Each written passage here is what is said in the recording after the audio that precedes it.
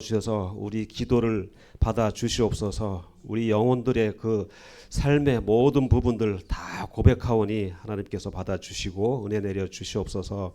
우리 모두가 성령 충만한 가운데 하나님 앞에 크게 찬송하고 감사하는 찬양 될 수 있도록 아버지 도와 주시옵소서. 예수님의 이름으로 기도합나이다. 아멘. 반갑습니다. 여기 계신 분들은 어버이이기도 하시고 또 자녀이기도 하시지요.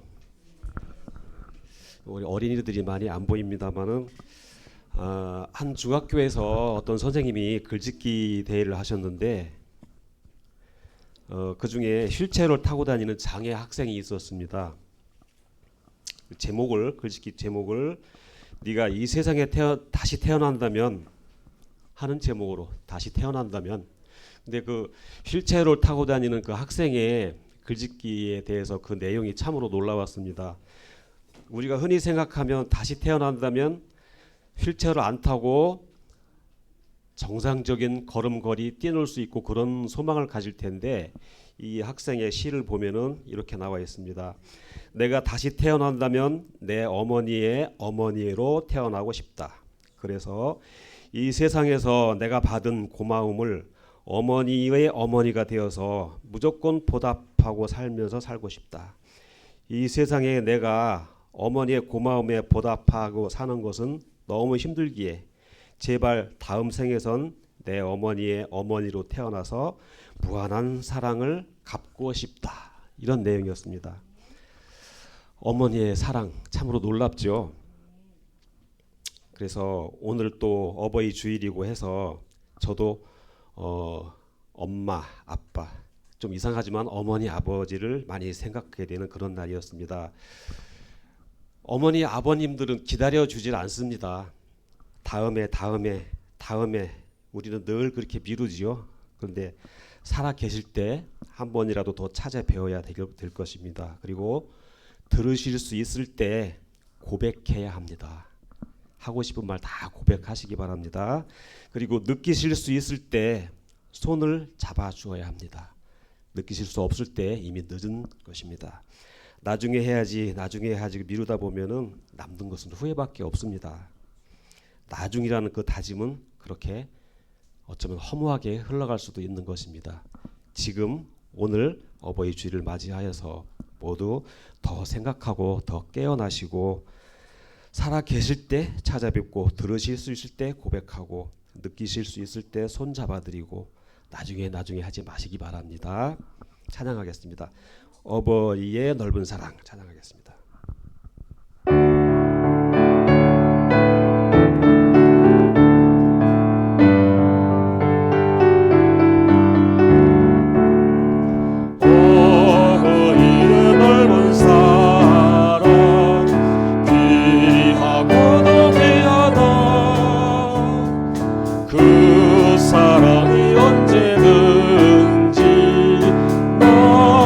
감사드립니다.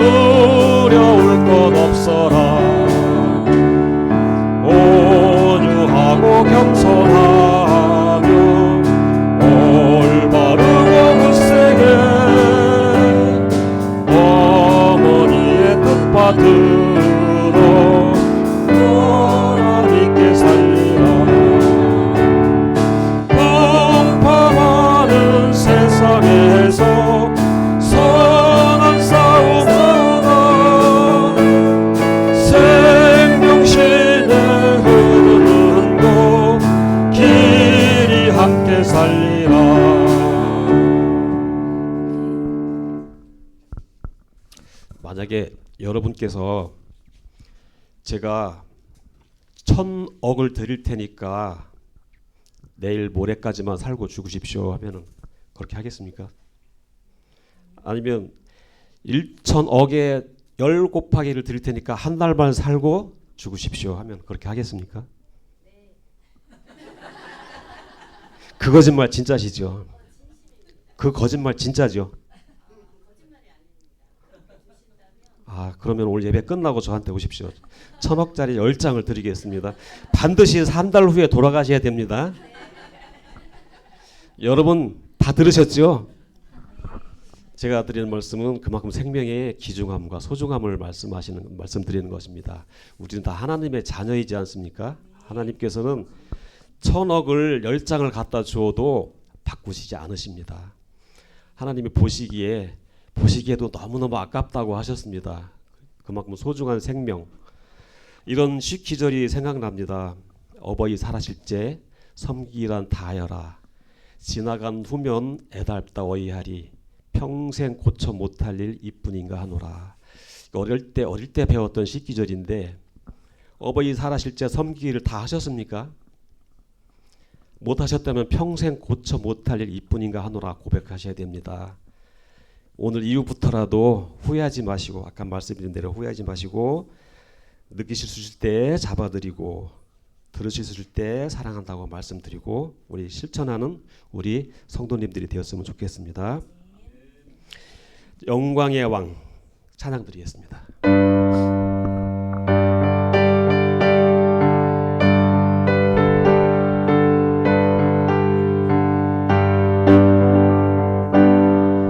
당신은 영광의 왕, 당신은 평강의 왕, 당신은 하늘과 땅의 주, 당신은 정의의 아들. 천사가 무릎 꿇고 예배하고 찬양하는 영원한 생명 말씀. 당신은 예수 그리스도 주. 산마다 이제 자성케 호산나 불러 왕 중의 왕. 높은 하늘의 영광을 예수 주 메시아. 당신은 영광의 왕, 당신은 영광의 왕, 당신은 평강의 왕, 당신은 하늘과 땅의 주, 당신은 정의의 아들. 천사가 무릎 꿇고 예배하고 찬양하는 영원한 생명 말씀. 당신은 예수 그리스도 주. 산마다 이제 자성케 호산나 불러 왕 중의 왕. 높은 하늘의 영광을 예수 주 메시아네.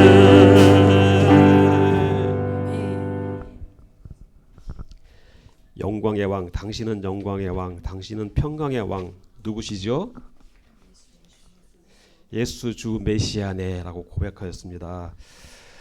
시편의 128편 3장에서 하절 말씀 보면 이런 구절이 있습니다. 내 집 안방에 있는 내 아내는 결실한 포도나무 같으며 내 식탁에 둘러앉은 자식들은 어린 감람나무 같으리로다. 여호와를 경외하는 자는 이같이 복을 얻으리로다. 가정의 달에 참 맞는 말씀인 것 같아요. 하나님이 부르심 찬양하겠습니다.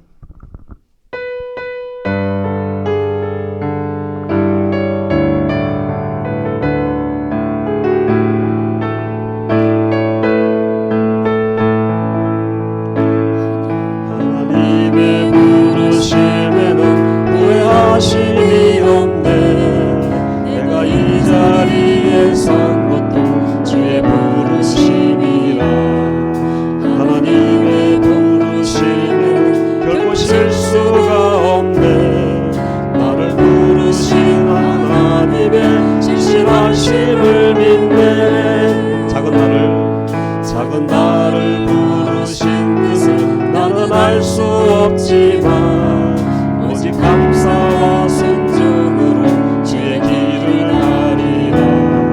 때론 내가 연약해져도 주님 날 도우시니 주의 놀라운 그 계획을 나는 믿으며 살리.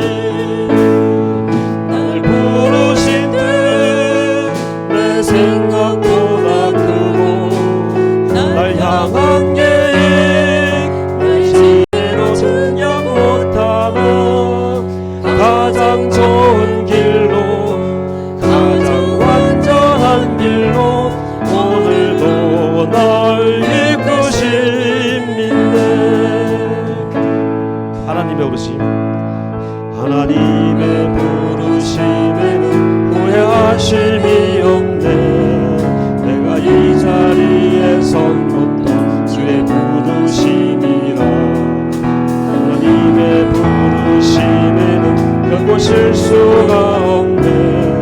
나를 부르신 하나님의 신실하심을 믿네. 작은 나를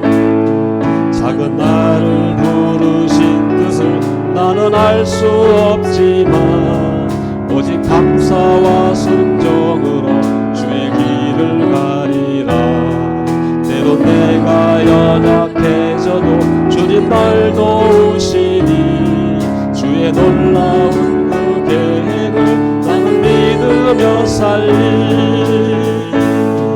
날 부르신 뜻 내 생각보다 크고 날 향한 계획 나의 지혜로 측량 못하다 가장 좋은 길로 가장 완전한 길로 신실하신 주를 찬양해.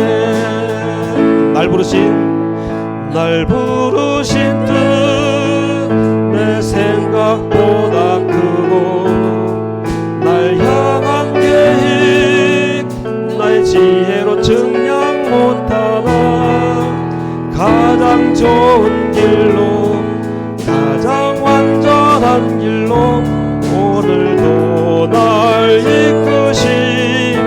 신실하신 주를 믿네. 신실하신 주를 찬양해. 가장 좋은 길로, 가장 완전한 길로 오늘도 나를 이끄시는 것을 믿으시기 바랍니다. 이렇게 주님께서는 부르셨습니다. 주님 예수 나의 동산, 함께 찬양하겠습니다.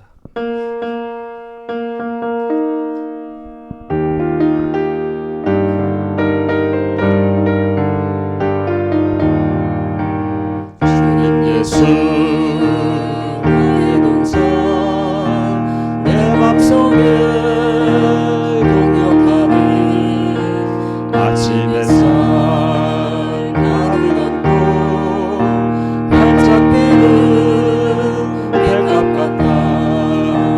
그 안에서의 생명도 피어나는 꽃 되리라. 오 하나님 이 꽃밭을 주의 재단 밝히니 은혜로운 사랑으로 하늘 평안 내리소서. 주님 예수 나의 동산 내 맘속에 동역하는 아침 햇살 가득 안고 자라나는 나무 같다. 그 안에서 이 생명도 귀한 제목 되겠어요. 오 하나님 이 제목 바쳐 주의 재단 쌓으리니 은혜로운 사랑으로 하늘 평안 내리소서. 주님 예수 나의 동산 내 내 맘속에 동력하는 아침 햇살 가득한 꽃 피어나는 안개 같아 그 안에서 이 생명도 맑은 영혼 되겠어요. 오 하나님 이 영혼 바쳐 주의 제단 쌍내리니 은혜로운 사랑으로 하늘 평안 내리소서. 다시 합니다. 주님 예수, 예수 나의 동산 내 맘속에 동력하는 아침 햇살 가득한 꽃 활짝 피는 백합 같아 그 안에서 이 생명도 피어나는 꽃들이라 오 하나님 이꽃 바쳐 주의 제단 밝히니 은혜로운 사랑으로 하늘 평안 내리소서. 주님 예수 나의 동산 내 맘속에 동력하는 아침 햇살 가득한 곳 자라나는 나무 같아 그 안에서 이 생명도 귀한 제목 되겠어요. 오 하나님 이 제목 바쳐 주의 제단 쌓으리니 은혜로운 사랑으로 하늘 평안 내리소서. 우리 음성으로 3절 하겠습니다. 주님 예수 나의 동산 내 맘속에 동력하는 아침 햇살 가득한 꽃 피어나는 안개 같아 그 안에서 이 생명도 맑은 영혼 되겠어요. 이 영혼 바쳐 주의 제단 향 내리니 은혜로운 사랑으로 하늘 평안 내리소서. 은혜로운 사랑으로 하늘 평안 내리소서. 은혜로운 사랑으로 하늘 평안 내리소서.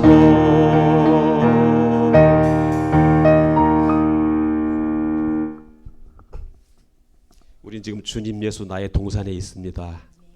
아멘. 자, 선한 능력으로 찬양할게요.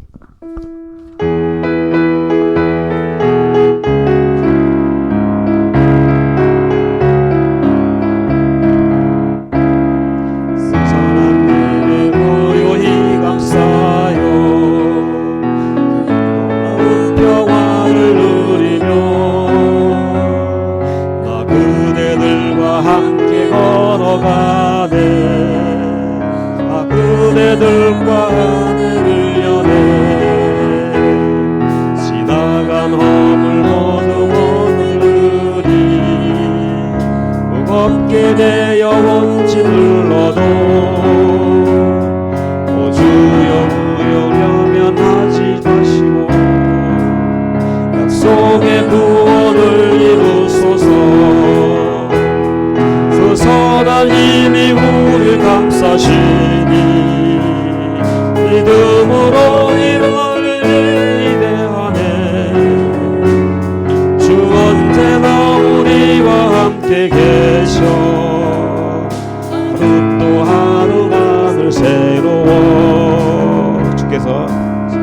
위에서 밝히신 작은 촛불이 어둠을 헤치고 타오르네.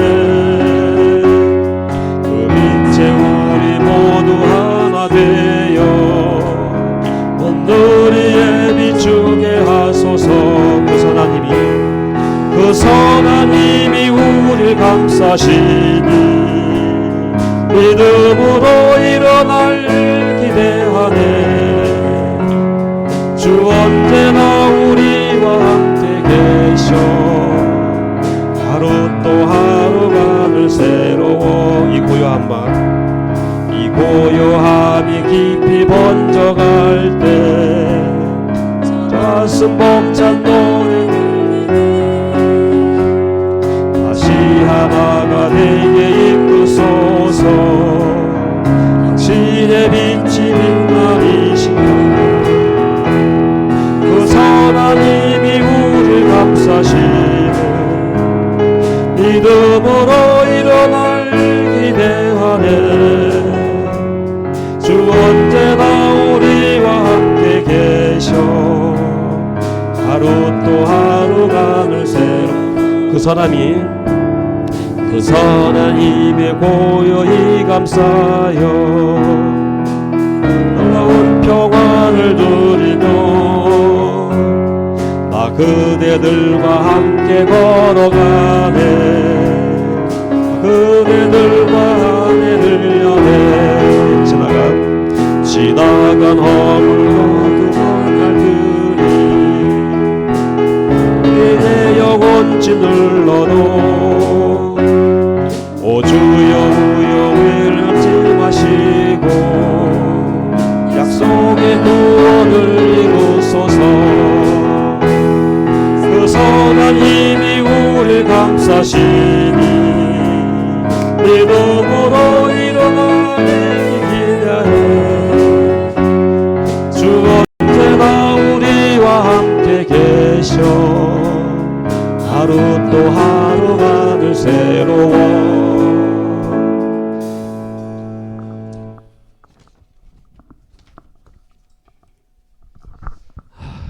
어버이 주일에 우리 마음껏 기도하고 찬양하고 우리 또 자녀를 생각하고 부모를 생각하고 내 자신이 자녀가 되고 부모가 된 그 생각을 그 상태에서 우리가 깊이 묵상하며 오늘 깊은 하나님의 은혜가 충만한 예배 되시길 소망합니다. 기도하고 마치겠습니다. 하나님 아버지 참으로 감사합니다. 이렇게 우리가 자녀된 입장, 부모된 입장에서 하나님을 생각하고 육신의 부모님을 생각하고 하나님께서 우리를 이 땅에 태어나게 해주신 그 감사함과 육신의 부모의 사랑과 하나님의 사랑을 우리가 묵상하며 한없는 감사에 감사를 더하는 마음으로 우리가 기도 올립니다. 하나님 오늘 예배 충만한 성령 충만한 가운데 예배하게 해주시고 우리를 삶에 있어서 오직 하나님의 그 사랑을 체험하는 귀한 날 되게 하여 주시옵소서. 우리를 찬송과 기도와 모든 삶의 소망들이 주님께서 다 이루시고 받아주시고 응답하실 줄 믿사옵고 예수님의 이름으로 기도합니다.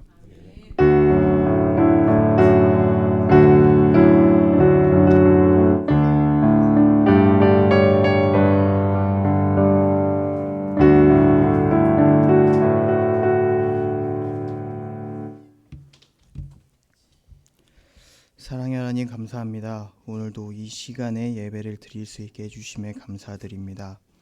우리 곁에 항상 계셔서 저희를 보호해 주시고 아껴 주셔서 감사드립니다. 하지만 주님, 우리는 그 은혜를 알고 있으면서도 끊임없이 죄를 반복하고 살아가고 있습니다. 그래도 저희를 놓지 않으시고 항상 함께 해주시고 동행해 주시는 주님께 감사합니다. 항상 감사하는 마음을 가지고 주님만 바라보며 사는 우리가 되길 기도합니다. 주님, 오늘 어버이 주일입니다. 내 부모를 공경하라는 주님의 말씀을 기억하게 해주시고 저희 자녀를 위하여 헌신하며 매일매일 기도해 주시는 부모님을 기억하고 공경할 수 있게 해주세요. 많은 믿음의 부모들이 가정과 자녀를 위하여 땀 흘리며 수고하시는 것을 주님께서 아시오니 축복하여 주세요.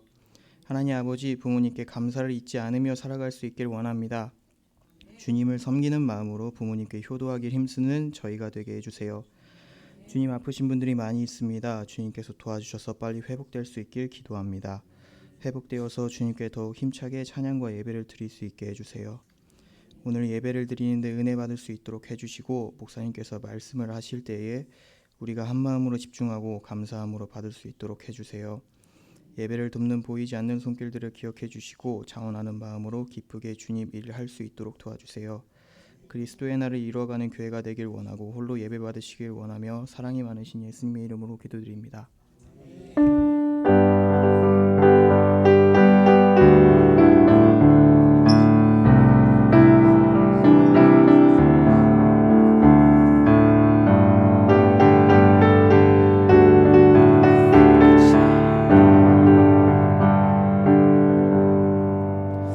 아멘, 아멘, 아멘. 우리 하나님의 말씀 받겠습니다. 에베소서 6장입니다.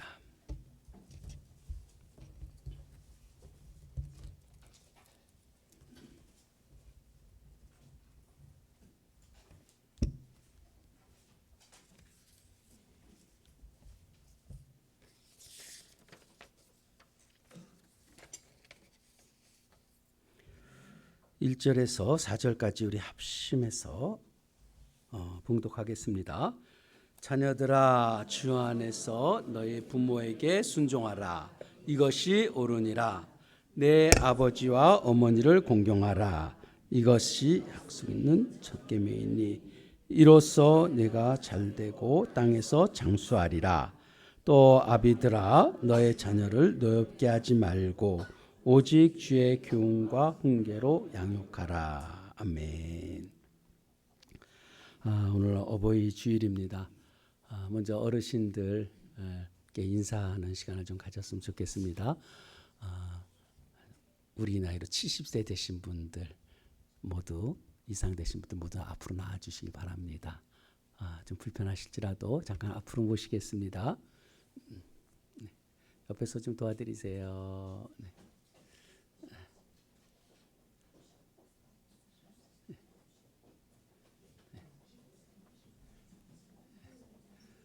박찬희 집사님 나오세요. 나오십시오.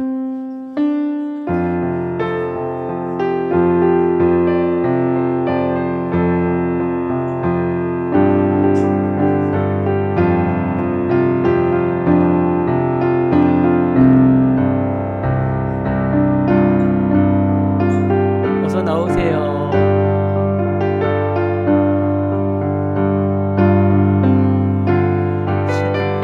최하정 집사님 얼른 나오세요. 어르신 나오세요.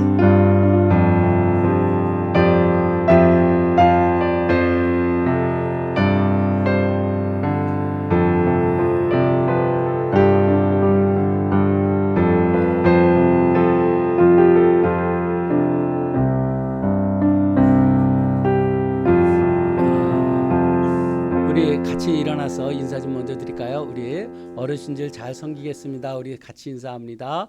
어르신들 잘 섬기겠습니다. 인사. 잘 섬기겠습니다. 어르신들 공경하겠습니다. 인사. 어르신들 잘 공경하겠습니다. 아멘. 우리 나실제 괴로움 우리 선물 먼저 좀 전해드릴까요? 꽃과 선물 전해드리고 김현희 성도님 집사님 나오세요. 네? 김현희 집사님 모시고 나오세요.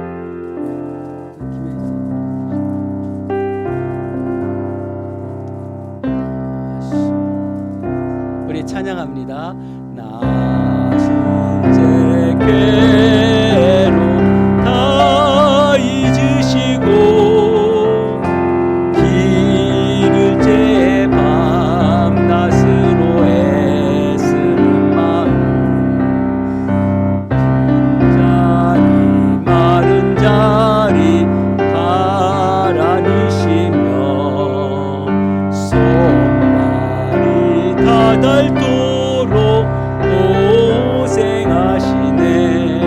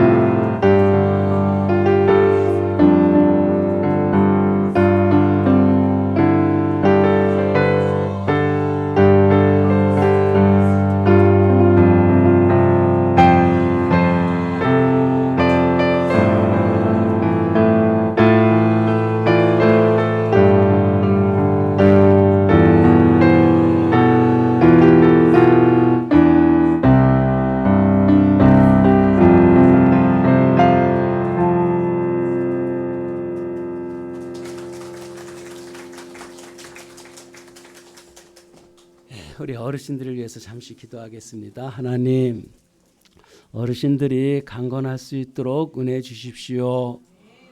믿음으로 소망 가운데 사시고 자녀들에게 늘 섬김을 받고 존중을 받는 삶이 되시도록 은혜를 베푸소서. 노년에 갈수록 몸이 지치고 힘드실 터인데 주님께서 늘 돌보시며 위로하시며 충만케 하사 육체의 세잔함을 넉넉히 극복하고 강건함으로 하나님의 나라를 이루어가는 여종들 남종들 될 수 있도록 하나님 앞에 늘 충만하고 소망의 기도가 충만하고 교회를 위해서 자손들을 위해서 기도하는 귀한 어르신들로 인쳐 주시고 죽을 때까지 인도하신다고 하셨습니다. 죽음의 너머까지 천국까지 인도하실 하나님을 찬송하는 귀한 종들로 인쳐 주실 줄로 믿고 감사하며 또 우리들이 잘 섬기는 그래서 우리들이 복을 받는 자녀들 자손들 되도록 은혜와 은총을 더해 주시옵소서. 예수님의 이름으로 기도드립니다. 아멘. 아멘. 축복합니다. 축복합니다. 아멘.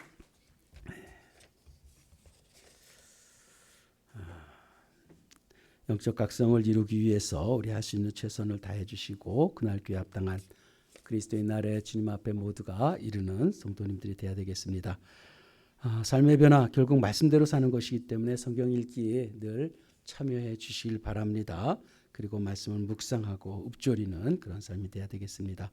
다음 주는 창립 24주년 감사 예배입니다. 소중한 분들 모시고 와서 함께 예배 드리시길 바랍니다. 다음 주 오후 예배는 달란트 축제합니다. 하나님 앞에 우리가 찬양과 경배 올리는 시간 모두 참여해 주시기 바라고요. 대신방 중입니다. 가정마다 은혜와 복이 임하길 기도합니다. 찬송하는 교회 됩시다. 사부 찬송하고 또 가정의 날, 가정의 달을 맞이해서 가정들이 정말 아름다운 가정들로 하나님 앞에 서는 성경적인 가정들 이루어가길 바랍니다. 기회예요. 하나님께서 기회 주시는 거예요. 이럴 때 가정들이 다 온전히 회복되어진다면 하나님께서 지금부터 또 복을 주시지 않겠습니까? 우리 자손들을 위해서라도 정말 좋은 가정들 세워가시기로 결심하고 결단하시길 바랍니다. 환우를 위해서 자녀를 위해서 중보기도 모임 적극적으로 참여해 주시고 전도 모임 적극 참여해 주시고 경건서적 읽기에 참여합시다. 네, 기도합니다. 하나님 아버지 주님의 나라를 위해서 예물을 올립니다. 드려진 물질을 통해서 하나님 나라가 흥왕되어지고 아버지 뜻이 이 땅에 이루어지도록 은총을 더해 주실 줄 믿습니다. 하나님 우리에게 모든 것 다 주셨습니다. 일부를 또 주님 앞에 드릴 수 있는 영광을 우리에게 허락해 주셨습니다. 하나님 드려진 손길 위에 복에 복을 더해 주시고 평생을 살아가면서 아버지 부족함이 없는 우리 모든 성도님들이 다 되어지도록 하나님 살아가면서 물질로 염려하는 일이 없고 걱정하는 일이 없는 하나님의 부여자이심을 아버지 고백하면서 그 자녀로서의 누림이 있는 참으로 복된 죄 자녀들로 인쳐주시고 하나님께서 우리를 끝까지 책임져 주시는 하나님의 은혜를 사모하면서 오늘도 드려지는 예배를 흠양하여 주시옵소서. 아버지여 말씀하여 주시옵소서. 성령 충만함으로 하나님의 말씀을 받고 말씀을 받은 대로 삶을 살아낼 수 있는 하나님의 자녀들이 다 되어지도록 주님 도와주시옵소서. 예수님의 이름으로 기도드립니다. 아멘. 가정은 사회 구성의 최소의 공동체예요. 가정이 행복하면 이 사회도 행복할 수가 있을 것입니다. 그리고 우리의 연약함 가장 돌볼 수 있는 우리가 가장 쉴 수 있는 곳도 가정입니다. 가정이 무너진다면 안식처를 잃어버려요. 우리가 하나님의 나라 천국을 경험할 수가 없습니다. 우리에게 하나님께서 천국을 가정을 통해서 우리에게 허락해 주셨다면 가정이 우리가 일그러지고 깨진 가정들은 회복시켜야만 됩니다. 이것이 하나님이 원하시는 가정들이에요. 그래서 가정이 이 세상에서 가장 중요한 가정이고 그리고 우리의 자녀들도 인격을 형성하는데 가장 중요한 것이 또 가정이기도 합니다. 그래서 우리가 가정을 잘 세워나가는 우리 성도님들이 되길 바랍니다. 가정에 우리가 행복이라는 것을 얘기할 때 과연 무엇 때문에 우리가 행복을 이야기할 수 있을까? 우리는 행복하면은 대부분 돈이 있으면 행복하다 이런 생각을 너무 많이 하고 있잖아요.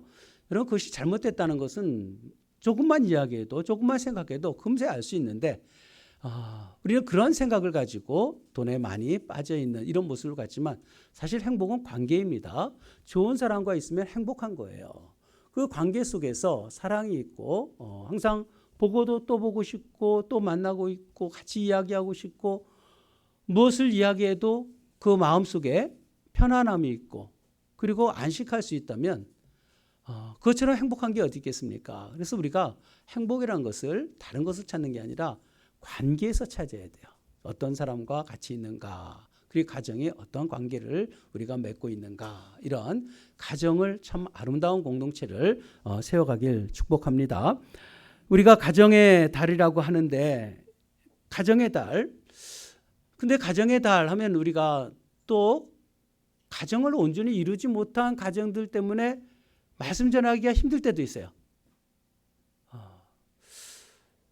또 가정을 이루어야 되는데 가정을 이루지 못한 사람들 때문에 또 나와 상관없는 이야기가 아닌가, 말씀이 아닌가 이런 생각을 가질 수도 있어요. 그렇지만 사도 바울은 가정을 이루고 있지 않았잖아요. 그렇지만 그는 성경을 보면 가정에 대해서 그토록 많이 이야기를 해요. 결혼에 대해서도 그토록 중히 여기면서 성경이 말씀을 하고 있습니다. 그래서 우리는 가정이란 개념 속에서 조금 더 크게 넓게 본다면 하나님 나라를 이뤄가는 영적 가족을 우리가 생각하지 않을 수가 없어요. 그래서 교회 공동체 속에 있는 분들, 하나님의 뜻대로 난 자가 하나님의 자녀라고 하지 않습니까? 그래서 교회 공동체 속에 있는 우리들이 서로가 어버이가 되고 자녀가 되어지는 것도 우리가 말씀으로 받아들여야만 할 것입니다. 그래서 우리는 내 혈통적인 부모 자식뿐만이 아니라 영적인 부모와 자식들, 교회 공동체 속에서 어떠한 신앙생활을 해야 되는지를 우리가 인식해야 합니다. 그래서 설교는 항상 나에게 주는 메시지로 받아야 돼요. 말씀을 내게 받아야 되는데 너 말씀이 그런데 너 왜 그러니? 이래서는 안 되는 거예요. 하나님이 주시는 말씀은 남편에게는 아내를 죽도록 사랑하라 라고 말씀하잖아요. 예수님이 십자가에 달려 죽기까지 사랑한 것처럼 교회를 위해서 그렇게 아내를 사랑하라 그랬어요. 그리고 아내는 남편에게 예수님 섬기듯이 섬기라 그러잖아요. 교회가 예수님을 섬기는 것처럼 섬기라 그랬어요. 그런데 그것을 말씀을 거꾸로 받는다고 생각했어요. 남편이 아내는 예수님처럼 남편을 섬기라는데 너 왜 그러니? 이렇게 얘기한다면 아내에게 준 말씀이지 남편에게 그 말씀을 준 게 아니거든요. 그 말씀을 잊어도 아내에게 준 말씀은 아내가 받아야 되고요. 남편에게 준 말씀은 남편이 받아야 되는 거예요. 그래서 우리가 하나님의 말씀을 받아들여서 남이 어떻게 하든 상대방이 어떻게 하든 나는 하나님의 말씀을 붙들고 사는 그런 은혜가 있길 바랍니다. 그래야 우리가 시험 들지 않고 실족하지가 않아요. 하나님이 내게 주신 말씀들을 붙들고 사는 그것이 얼마나 놀라운 복으로 나타나는지 우리는 알 수가 있습니다. 인류라는 것은 단순한 공식이에요. 누군가의 자식이고 누군가의 부모가 되어진다는 거죠. 그래서 누구의 부모가 되고 누구의 자식이 된다는 그 관계만 우리가 인식한다면 좋은 부모가 되고 좋은 자식만 되면 이 세상은 너무 아름다운 세상 돼요. 여러분들은 좋은 부모가 됩니까? 좋은 자식이 됩니까?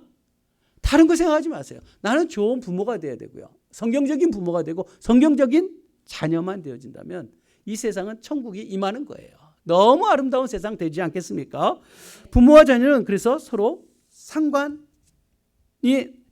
있고 거기에서 관계가 끊어질 수 없는, 그래서 우리에게 오늘 말씀 속에서 오늘 세 가지를 이야기하려고 해요.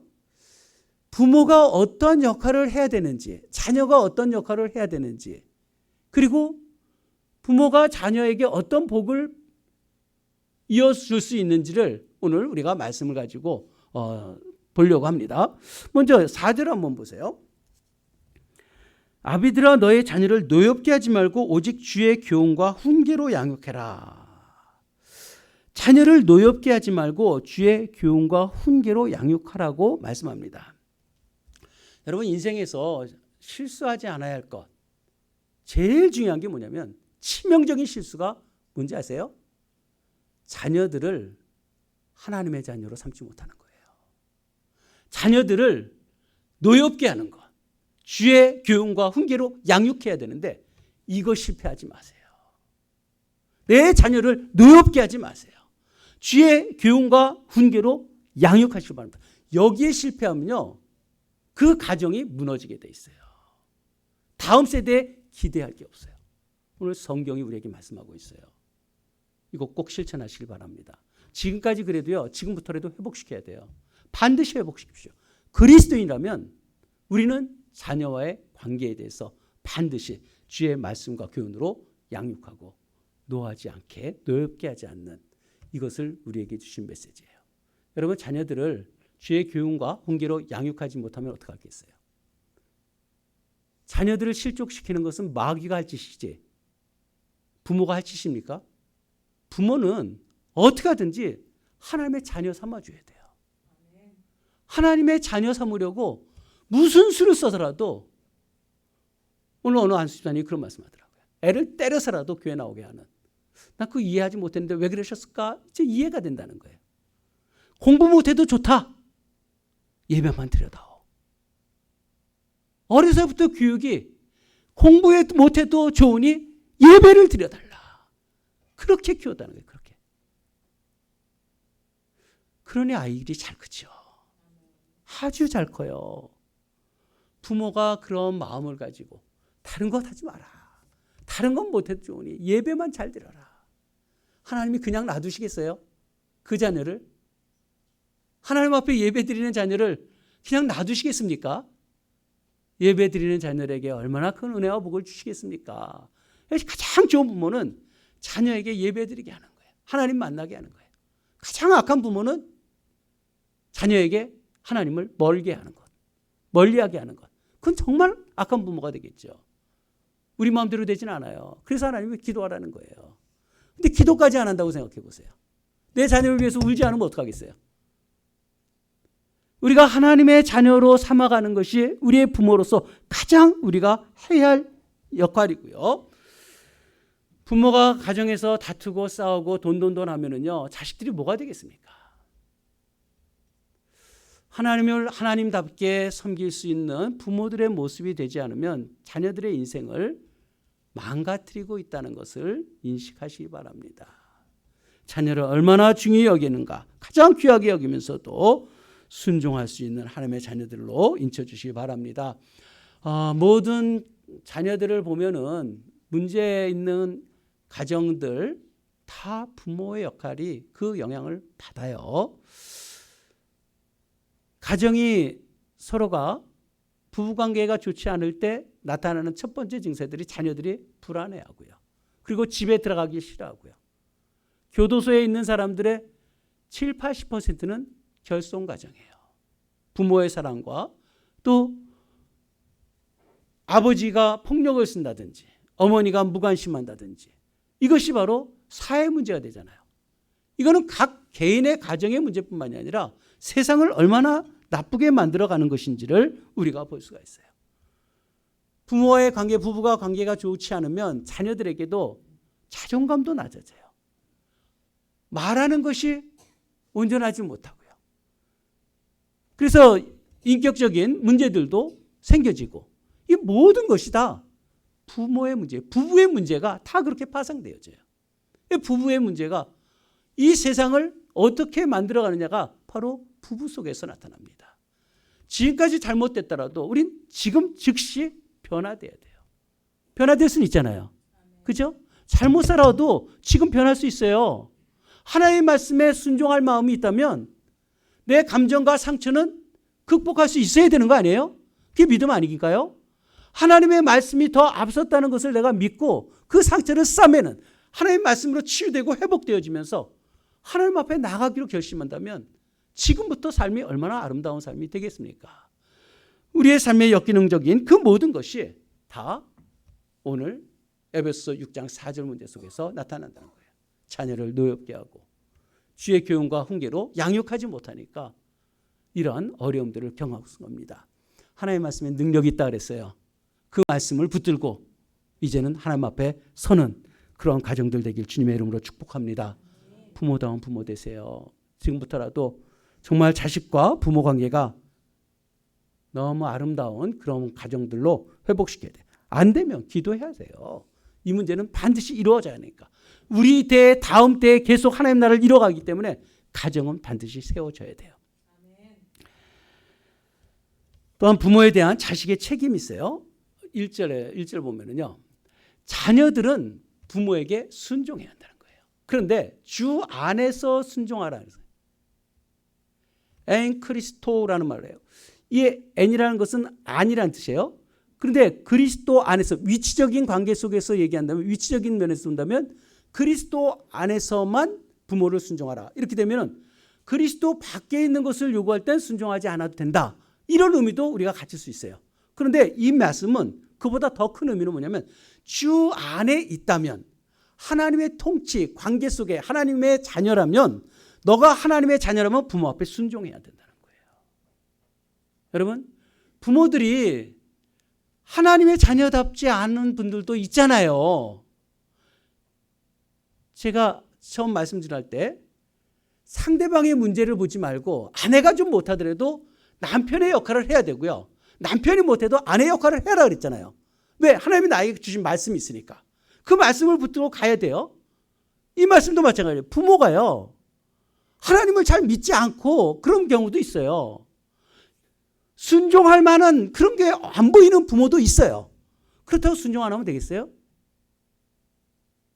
아니 무슨 말이에요? 그러면서 야, 너 교회 가지 말고 오늘 밭에 가서 일해라 그러면 아니 무슨 말이에요? 그러면서 싸우면서 하는 게 아니라 그 말이 잘못된 것을 알고 그래도 가기는 하되 어머니에게는 주 안에서 순종하라는 거예요. 하나님의 자녀라면 부모에게 대들거나 그럴 수 있겠어요? 부모를 나쁘다고 말할 수 있겠습니까? 악한 감정을 부모에게 품는 게 온전하겠습니까? 부모가 잘못됐다고 할지라도 하나님이 우리에게 주신 말씀, 자녀들아 주 안에서 너의 부모를 순종하라 그러면 순종하는 거예요. 이게 하나님의 자녀라면, 내가 하나님의 자녀 밖에 있다면 이 말씀 받을 수가 없죠. 내가 하나님의 자녀며 하나님의 통치를 내가 받고 있다면 부모가 그렇지 못할지라도 이 순종이란 말은요, 이 헬로 두 단어가 붙은 거예요. 귀에, 우리에게 귀로 들으라는 거예요. 부모의 말을 들으라는 거예요. 말 같지 않은 말도 있을 수 있어요. 우리하고 좀 다르니까요. 그렇다 해도 말을 들어야 된다는 거예요. 주 안에 있다면 우리가 아무리 많은 것을 알고 그렇다고 할지라도 어르신들이 말하면 아니 그러면 안 돼요 하면서 가르치려고 하지 마시고요. 어른들이 말하면 들으라는 거예요. 주 안에 있다면 듣는 귀가 있어야 되는 거예요. 어른들이 말하면 무조건 들으세요. 자식들이요. 우리가 자식들을 키워놓고도요. 자식이 우리보다 똑똑할 수 있어요. 그래도 자식이 부모가 말하면 들으려고 할 때요. 그 자식이 얼마나 귀합니까? 우리가 말하면서도 제 자녀는 다른 생각을 갖고 있겠다 하면서도 네 하면서 그렇게 사는 자녀들이 정말 귀한 자녀 아니겠습니까? 이게 하나님의 자녀예요. 하나님의 자녀는 주 안에 있다면, 너가 주 안에 있다면 정말 부모가 무슨 말씀하든지 순종하라. 들으라. 순종이라는 개념으로 듣지 말고요. 들으라는 거예요. 들으라. 그 항상 하는 말이 잔소리같이 들리더라도요. 말을 좀 거칠게 한다고 할지라도 들으라는 거예요. 들어주면 그 안에서 그 부모들이 어떻게 변화될지 그 대신 우리는 하나님 앞에 맡기고 하잖아요. 그것이 옳다. 이것이 옳다라고 아예 말씀합니다. 어른들이 말하면 들으시길 바랍니다. 들어야만 하나님의 자녀예요. 하나님의 자녀가 되어졌다면 부모에게 편하게 해드리는 것도 효도라는 게 제일 중요한 게 말씀을 듣는 거예요. 효자의 효자가 무슨 자입니까? 그 한자어로 보면 이 머리가 듬성듬성한 것을 자녀가 이렇게 업고 있는 것을 표상해 놓은 거거든요. 그러니까 부모들을 이렇게 업어드리고 또 존경하고 섬기는 이런 마음이 있어야 돼요. 잘 들어라. 이것이 옳다. 조건 없이 듣는. 부모는 자녀를 얼마나 사랑합니까? 부모 마음속에는 정말 아낌없이 일생을 자식을 위해서 살아왔어요. 자식이 우리가 할 말이 없어요. 부모들이 우리를 위해서 얼마나 애쓰고 힘쓰는가. 그리고 우리의 생명에 부모, 하나님이 우리에게 생명을 주신 것이지만 부모를 통해서 왔잖아요. 부모는 우리를 낳아줬다는 그 자체 하나만으로도 존중을 받고 섬김의 대상이 되어집니다. 또 믿음의 부모라면 새벽부터 자식을 위해서 기도하잖아요. 제일 먼저 뭘 기도합니까? 자식을 위해서 기도하잖아요. 자식을 위해서 먹을 것, 입을 것 가르치고 용돈 주고 키웠어요. 자녀들에게 희생했던 거, 부모들의 마음은 똑같아요. 자녀들에게 희생한 것을 계산합니까? 내가 너를 어떻게 키웠는데 얼마나 못났으면 그런 말을 하게 합니까? 부모들은 자녀들에겐 뭐든지 다 주고 싶은 거예요. 아낌없이 주고도 또 주고 싶은 것. 세상에서 제일 사랑하는 것이 부모 아니겠어요? 부모가 자식을 제일 사랑하잖아요. 제일 사랑하는 분의 말을 안 듣는다면 어떻게 하겠어요? 아무리 우리가 머리가 커져도 부모의 말은 들을 줄 아는 어르신들의 말하면 들어야 돼요. 먼저 듣는 귀가 우리에게 있어야 할 것입니다. 골로새서 3장 20절에 보면 자녀들아 모든 일에 부모에게 순종하라. 이는 주 안에서 기쁘게 하니다. 주 안에서 기쁘게 하는 것이다. 순종할 때 부모님이 기뻐하신대요. 그리고 잠언서 23장 24절 보면 의인의 부모는 크게 즐겁대요. 자식이 의인이면 크게 기쁘고 지혜로운 자식을 낳으면 그로 말미암아 즐거울 것이다. 지혜로운 자식이면 부모가 즐겁다는 거예요. 지혜가 어디서 옵니까? 하나님을 믿는 데서 오는 거예요. 자녀가 하나님을 믿으면 부모는 행복하고 즐거울 수밖에 없어요. 내 부모를 즐겁게 하며 너 낳은 어미를 기쁘게 하라. 명령입니다. 그 명령은 어떻게 이루어가야 돼요? 부모를 즐겁게 하려면 내가 신앙생활 잘하는 거예요. 부모 말을 잘 듣고 신앙생활 잘하는, 이게 바로 부모를 기쁘게 하는 하나님의 자녀 되어져야만 되겠습니다. 자녀들아 주 안에서 순종하라. 여기서 이 말씀도요, 로마 시대에서는요, 이 자식이란 개념을 아버지가 마음대로 했잖아요. 때릴 수도 있고 징계할 수도 있고 감옥에도 넣기도 하고 또 죽일 수도 있는 이런 막강한 권한이 아버지에게 있었어요. 그렇다고 할지라도 순종하라는 거예요. 아버지가 그렇게 잘못됐다고 해도 그 권한이 아버지에게 있다는 거예요.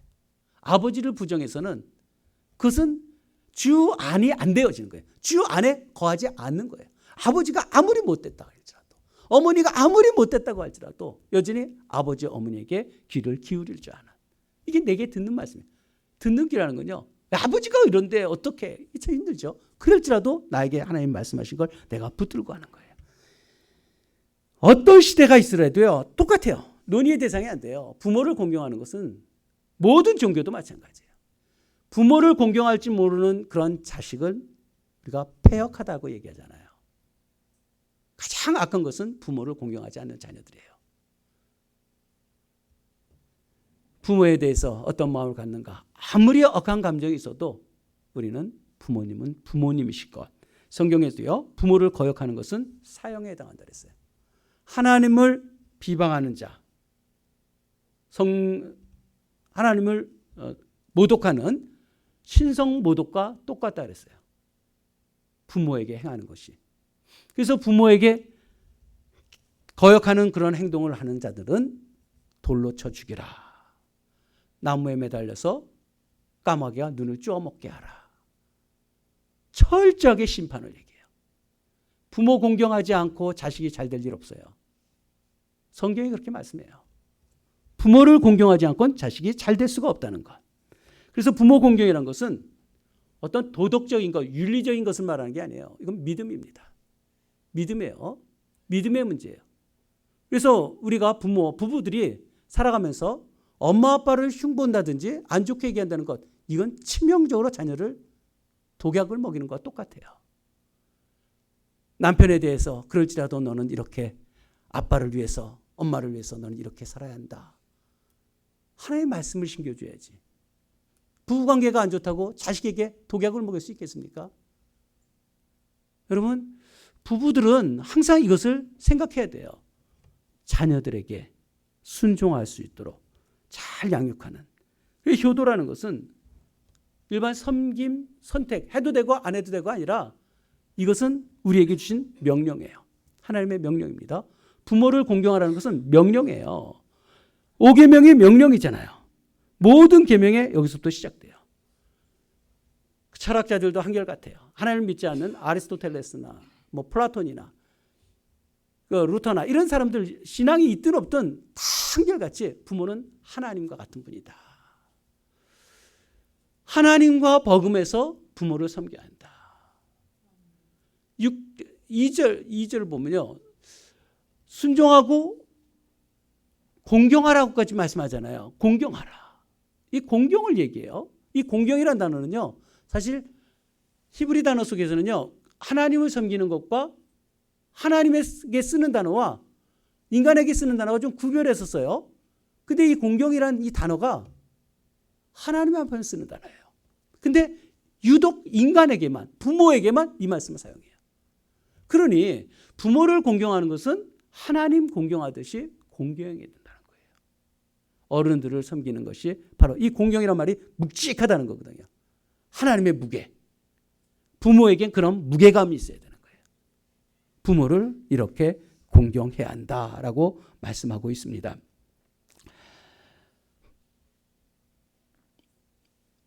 부모님 말씀 들으시길 바랍니다. 그리고 공경하시길 바랍니다. 이게 하나님의 자녀들이 해야 할 역할이에요. 우리가 마지막 세 번째로는요. 자녀들이 복을 받게 하려면 어떻게 해야 될까?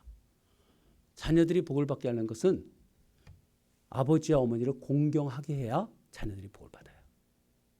우리 자녀들, 우리 자녀들 있잖아요. 우리 어르신들은 우리가 공경해야 되고요. 어찌하든지 공경의 대상이 되면 참 좋죠. 근데 그러지 않을지라도 우리는 공경하라고 그러고 순종하라 들으라 그랬으니까 우리 그렇게 우리 말씀으로만 받으면 돼요. 윗사람이 어쨌든 아빠 엄마가 나에게 얼마나 상처를 주든지 그건 상관이 없어요. 하나님이 우리에게 주는 말씀만 주 안에서 주 안에 내가 있다면 나는 하나님 말씀대로 사는 분만해요. 그런데 우리 자녀들 한번 생각해 보세요. 내 자녀들이 우리가 공경받을 만하지 못했을 때 얼마나 힘들겠어요. 아니 공경받을 만하면 자연스럽게 공경하게 되면 그 자녀들이 뭐라 그래요? 3절에 보면요. 잘 되고 땅에서 장수하리라 이런 복을 주신다는 거예요. 하나님이 이런 약속을 주셨어요. 이건 약속 있는 계명이라 그러잖아요. 약속이 있어요. 내 자녀가 잘 되어지고 이 잘 된다는 말이 뭐냐면요. 이 잘이라는 단어와 된다는 되어진다는 말과 합성어예요.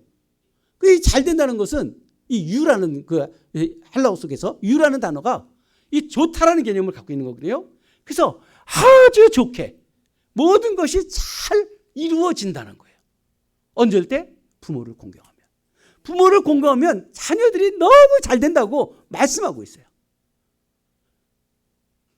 부모를 공경하게 해야 내 자녀들이 잘 될 거 아니에요.